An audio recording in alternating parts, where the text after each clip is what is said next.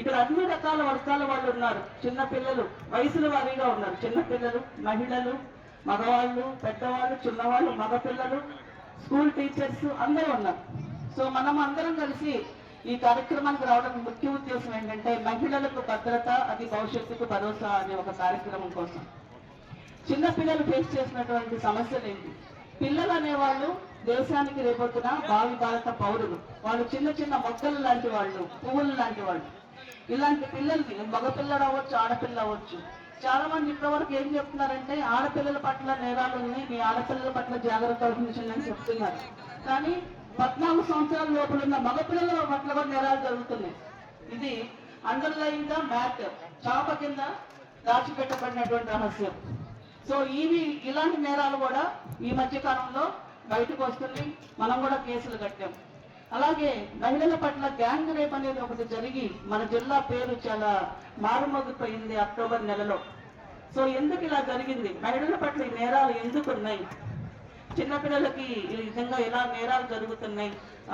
Child marriages ఎక్కువగా ఉన్న జిల్లాగా ఎందుకు ఉంది? సో ఇవన్నీ ప్రశ్నించుకోవాల్సినటువంటి విషయాలు. ప్రశ్నల నుంచి సమాధానం వస్తుంది. ఆ సమాధానం ఒక సమాధానం అవేర్నెస్ కండక్ట్ చేయడం. ఇంకా మిగతా సమాధానాలు చాలా ఉంటాయి. పావర్టీ ఎరాడికేషన్ ఉంటుంది, ఎడ్యుకేషన్ పెంచాల్సిన అవసరం ఉంటుంది, లిటరసీ రేట్ పెంచాల్సిన అవసరం ఉంటుంది, తగిన ఉద్యోగ ఉపాధి అవకాశాలు కల్పించాల్సినటువంటి అవసరం ఉంటుంది. ఇవన్నీ కలిపితేనే సమాజంలో సమానత్వం, స్వేచ్ఛ, నేరాల పట్ల నియంత్రణ ఇవన్నీ వస్తాయి. సో దీనిలో మా వంతుగా అంటే పోలీస్ తరఫున ఇక్కడ ఉన్నటువంటి అధికారులు, ప్రజాప్రతినిధులు మన తరఫున మనం ఏం చేయగలం, మన కనీస బాధ్యతగా దీన్ని ఈరోజు చేయడం జరిగింది. సో ఇప్పుడు పిల్లలు అందరూ మీరు సెల్ ఫోన్ ఎంతమంది వాడుతున్నారు? ఇక్కడ పిల్లలు సెల్ ఫోన్ ఇచ్చారా? స్కూల్లో ఉన్నాయి కదా ట్యాబ్స్. సో ఇప్పుడు ఏం చేస్తారు మీరు? ట్యాబ్స్ ఏం చేయాలి? ట్యాబ్స్ ఎడ్యుకేషన్కి ఉపయోగించుకోవాలా. దానిలో ఆన్లైన్లోకి వెళ్ళిపోయి ఇన్స్టాగ్రామ్లో ఫ్రెండ్స్ ఏర్పాటు చేసుకోవడం, ఓకే, ఇలాంటివి మనం చేయకూడదు. 14 సంవత్సరాల నుంచి 16 సంవత్సరాలు అంటే 18 అనుకోండి, ఇప్పుడు 4 సంవత్సరాల వయసు. ఈ వయసులో అమ్మాయిలందరూ కూడా ఒక యవ్వనానికి వస్తారు, అంటే ఒక వయసుకు వస్తారు. ఆ వయసులో మీకు అందరికి ఏమనిపిస్తుంది అంటే ఇదేదో చాలా అద్భుతంగా ఉంది ప్రపంచం అని అనిపిస్తుంది. ఎవరన్నా మిమ్మల్ని దగ్గరికి వచ్చి మీరు చాలా అందంగా ఉన్నారంటే ఏమనుకుంటారు? నేను మాత్రమే అందంగా ఉన్నా అనుకుంటారు. మీరు మాత్రం కాదు, ఆ వయసులో అందరూ అందంగానే ఉంటారు. సో ఆ అందం అనే ఒక మాటతో ఉపయోగించుకొని ఎవరికి కూడా లొంగిపోకూడదు, ఓకేనా? సో మీరు జీవితంలో ఎదగాలంటే ఈ వయసులో కష్టపడాలి. ఈ వయసులో కష్టపడిన వాళ్ళు జీవితంలో తర్వాత వయసుల్లో చాలా ఇబ్బందులు పెడతారు. అట్లా ఇక్కడ ఆ అమ్మలు, తల్లులు, తండ్రులు ఉన్నారు. అప్పటి వరకు మన మేడం కూడా చెప్పారు అందరినీ సమానంగా చదివించాలి అనేసి. సమానంగా చదివించడం అంటే సమానంగా వాళ్ళని పైకి తీసుకురావడం, రేపొద్దున దేశానికి సమానంగా ఒక అభివృద్ధిని చేరవేసేటువంటి ఒక 2 రథచక్రాన్ని తయారు చేయడం. సో దీనిలో ఎటువంటి వివక్ష ఉండాల్సిన అవసరం లేదు. అయితే గవర్నమెంట్ తరఫున మేము అబ్బాయిని మాత్రం చదివిస్తాం, అమ్మాయి చదివించలేము అనుకుంటే ఆ విషయాలను సరిచేయడం కోసమే గవర్నమెంట్ ప్రత్యేకంగా అనేక రకాలైన కార్యక్రమాలు, ఫ్రీ ఎడ్యుకేషన్, మధ్యాహ్న భోజన పథకం, ఈవినింగ్ స్నాక్స్, ఇంకా స్పెషల్ క్లాసెస్, ప్రతి గవర్నమెంట్ స్కూల్లో అన్ని రకాల ఫెసిలిటీస్, యూనిఫామ్, షూస్, చెప్పులు, బట్టలు, plus on par with corporate school స్టైల్లో అన్ని ఫెసిలిటీస్. అమ్మాయిల ఎడ్యుకేషన్ కూడా బాగు చేయాలని, వాళ్ళని కూడా ఎంకరేజ్ చేయాలని ఉద్దేశం. అలాగే 14 నుంచి 18 సంవత్సరాల వయసులో ఉన్నటువంటి మగపిల్లలు, ముఖ్యంగా ఈ మగపిల్లలందరూ ఏంటి, ఇప్పుడు ఈ వాట్సాప్లు, ఇన్స్టాగ్రామ్, ఫేస్బుక్లు, వీటిల్లో ఫ్రెండ్షిప్లు, రకరకాలటువంటి అవకేషన్స్ పెట్టుకోవడం, ఇలాంటివన్నీ అలవాటు అవుతున్నారు. అన్నిటికంటే అత్యంత ప్రమాదకరమైంది ప్రజెంట్ సమాజంలో ఒక పెద్ద జాడ్యం, ఒక క్యాన్సర్ లాగా పాకుతుంది డ్రగ్స్ తీసుకోవడం, గంజాయి. సో ఈ గంజాయి వాడకాన్ని ఎవరో ఒకరు తీసుకొచ్చి 500 గ్రాముల ప్యాకెట్ అమ్మితే 10 మంది పిల్లలు దాన్ని తీసుకోవడం జరుగుతుంది. ఇది అత్యంత ప్రమాదకరమైంది. దీనివల్ల లంగ్స్ పాడవుతాయి, వాళ్ళ హెల్త్ పాడవుతుంది, బ్రెయిన్ పాడవుతుంది. టోటల్గా రేపొద్దున సమాజానికి, ఒక దేశానికి అందుబాటులోకి రావాల్సినటువంటి యంగ్స్టర్స్ అనే ఒక జనరేషన్ అనేది పాడైపోతుంది. సో దీనిని కూడా అందుకనే డ్రగ్స్ వద్దు బ్రో అనే ఒక కార్యక్రమాన్ని గవర్నమెంట్ తీసుకొచ్చింది. ఇంకా అలాగే రకరకాలటువంటి సైబర్ క్రైమ్స్, హనీ ట్రాప్స్, ఒక లేడీ వాయిస్తో ఫోన్ చేస్తారు జెంట్స్కి. మీరేమనుకుంటారు, ఎవరో అమ్మాయి మాట్లాడుతుంది, చాలా అందంగా మాట్లాడుతుంది, తీగా మాట్లాడుతుంది, నాకు ఇంత బాగా నా భార్య కూడా మాట్లాడదు, ఇంత బాగా మాట్లాడుతుందని మీరు అట్రాక్ట్ అయిపోయి ఆ వాయిస్కి. సో దట్ ఈ అకౌంట్లో ఉన్న డబ్బులు ఏమంటే వేసేస్తారు ఫ్రీగా, భార్యకి ఇమ్మంటే ఎవరు చేరుకోనుకోవడానికి. సో ఇలాంటి పరిస్థితుల్లో ఏమవుతుంది, తర్వాత టోటల్ అమౌంట్ మొత్తం వెళ్ళిపోతుంది. So that is cyber crime, that is called honey trap, ప్రేమగా పడేయడం. సో నెక్స్ట్ ఇలాంటివి ఇంకా చాలా ఉంటాయి. ఏటీఎం ఫ్రాడ్ ఉంటుంది, అట్లాగే సెల్ ఫోన్లో ఓటీపీ ఫ్రాడ్ ఉంటుంది, విషింగ్ అంటే వేయటం ద్వారా, పట్టుకోవడం ద్వారా, ఇలా రకరకాలటువంటి సైబర్ క్రైమ్స్ అంటారు. సైబర్ క్రైమ్ అంటే ఏంటి లేదు, మన చేతిలో ఉన్నటువంటి సెల్ ఫోన్నే మనకు శత్రువుగా మార్చి మన పైన ఆధిపత్యం చేసి మన అకౌంట్లో ఉన్న డబ్బులన్నీ కొట్టేసి మన ఆర్థికంగా నిర్వీర్యం చేయడం, మానసికంగా దెబ్బతీయడం, రకరకాలటువంటి వీడియోస్ అలాంటివి అప్లోడ్ చేసి మనల్ని బెదిరించడం. సో ఇవన్నిటి కారణం మనమే. ఆ సెల్ ఫోన్ ఎలా వాడాలి, ఎంత జాగ్రత్తగా వాడాలి మనకు తెలియకపోవడం, దాన్ని మిస్యూజ్ చేయటం, దీనికి అంతటి కారణం సైబర్ క్రైమ్. సో ఈ సైబర్ క్రైమ్ని కూడా ఇప్పుడు సమాజంలో ఒక పెద్ద జాడ్యంలాగా తయారైంది. అందుకనే గవర్నమెంట్ ముఖ్యమైనటువంటి ఒక 4 విషయాల్ని కీ పర్ఫార్మెన్స్ ఇండికేటర్స్, అంటే మన యొక్క జీవన ప్రమాణాలకి అంటే ప్రతిభకి మూలంగా ఒక 3 విషయాలపైన వర్తించాలని చెప్పి అనుకుంటున్నారు. ఒకటి డ్రగ్స్, రెండోది గాంజా, మూడోది crime against women and children, 4వది సైబర్ క్రైమ్. సో ఈ 4 విషయాలను మనం ఎజెండాగా పెట్టుకొని ఈరోజు ఈ కార్యక్రమాన్ని చేయడానికి ముఖ్య ఉద్దేశం ఇవన్నీ కూడా గవర్నమెంట్ పాలసీస్. సో ఈ రోజు ఉన్నటువంటి అధికారులు అందరూ కూడా పార్టిసిపేట్ చేయడానికి కారణం గౌరవ కలెక్టర్ గారు చేతన్ గారు. ఎప్పుడైతే మేము రిక్వెస్ట్ పెట్టామో వెంటనే అందరికీ ఇన్స్ట్రక్షన్స్ ఇచ్చు ఆర్డర్ కూడా ఇవ్వడం జరిగింది. సో దానికి నేను కలెక్టర్ గారి కృతజ్ఞతలు తెలియజేస్తున్నాను.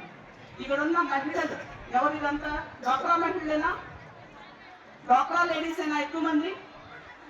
ఓ సూపర్. సో మీరంతా సత్యసాయి జిల్లా సత్యమూర్తులు, అవునా కదా? సత్యసాయి జిల్లాలో ఎవరుంటారు? సత్యమూర్తులు మాత్రమే ఉంటారు.